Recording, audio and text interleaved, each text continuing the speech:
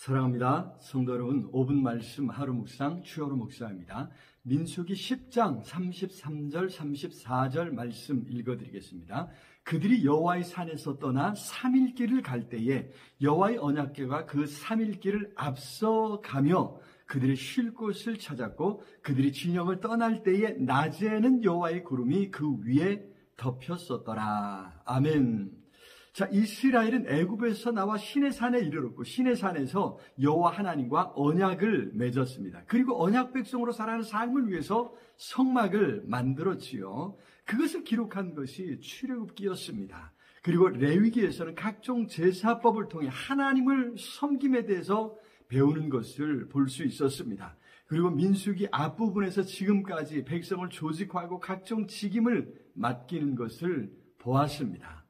자, 그렇게 보낸 시간이 1년이었습니다. 이제 모든 준비가 끝난 것입니다. 이제 새로운 출발점 앞에 선 것입니다. 그렇게 1년이 되었을 때 이스라엘은 먼저 유월절을 지킴으로 새로운 시작을 알렸습니다.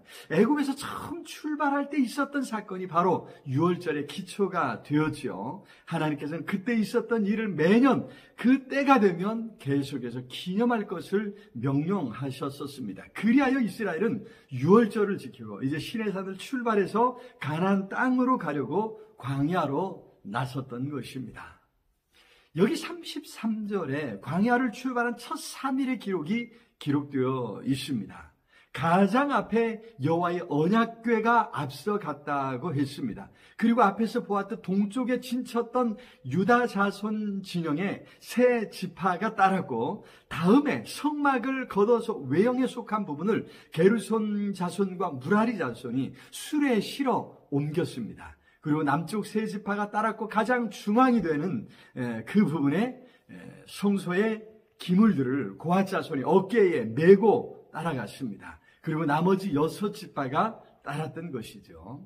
자, 핵심은 성막이었다는 것입니다. 성막을 중심으로 이스라엘이 진을 쳤었고, 성막을 중앙에 두고 이스라엘이 행진했다는 것입니다.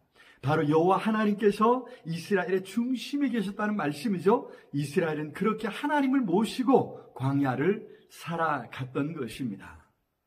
그래서 이스라엘은 행진하고 머물 때 전적으로 여호와 하나님의 명령을 따랐습니다. 하나님의 말씀이 기준이었던 것입니다. 하나님의 명령에 따라 행진하고 진을 쳤던 것입니다.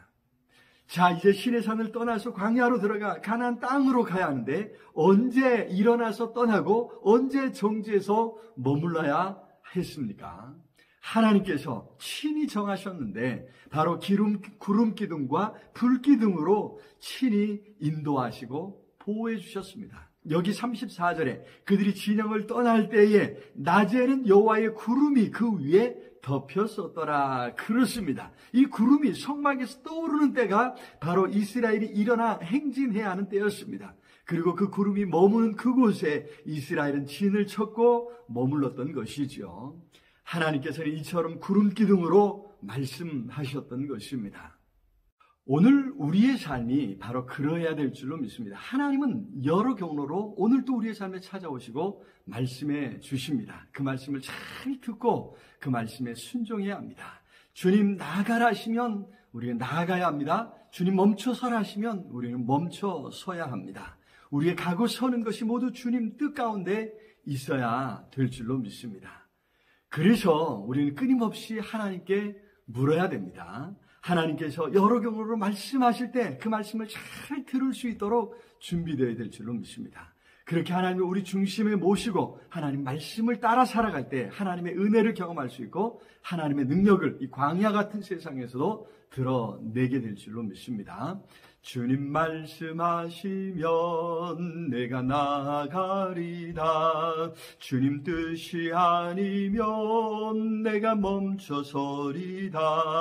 나의 가고 서는 곳 주님 뜻에 있으니 오 주님 나를 이끄소서.